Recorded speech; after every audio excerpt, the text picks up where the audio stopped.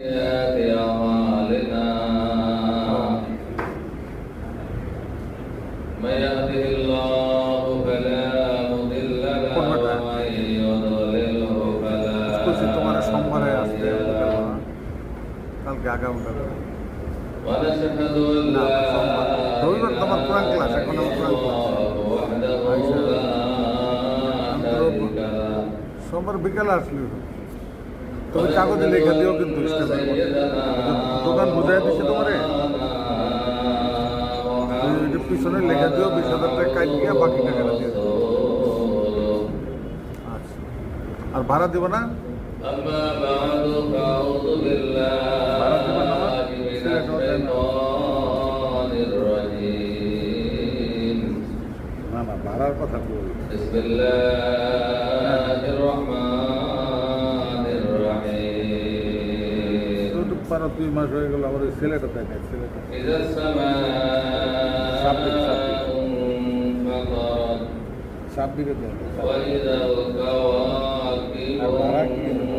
انتثرت وإذا البحار فجرت আচ্ছা وإذا القبور بعثرت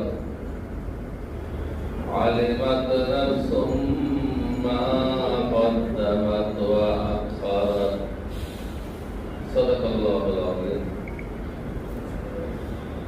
সম্মানিত মুমিনেরা দিনদার ইমানদার পরহেজগার দিন ভাইরা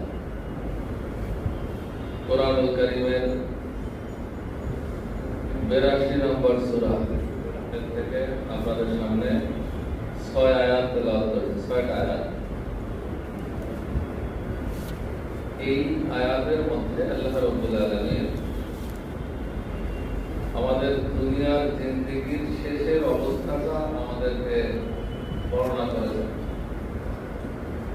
শেষের অবস্থা বলতে দুনিয়ার হায়াতের শেষ, এর পরবর্তী জিন্দেগি যখন শুরু হবে এই সময়টা কথা বলা হয়। যদিও কাফেররা বলতো, আবার বর্তমান যুগের কিছু নাস্তিক এবং নব্য কাফের যারা আছে, কাফের তো আছে, মুশরিক আছে, নাস্তিক যারা আছে, ওরা তখনই বলতো যে আইদা মিতনা ওয়া কুননা তুরাবা, আমরা যখন ইন্তেকাল করব মাটির সাথে মিলে যাব। কথা তো ঠিক, কি বলেন? মাটির সাথে মিলে যান, আমরা যখন দাফন করে আসি মানুষ যারা ইন্তেকাল করে মাটির সাথে মিলে যায়। কিন্তু কিছু আল্লাহওয়ালা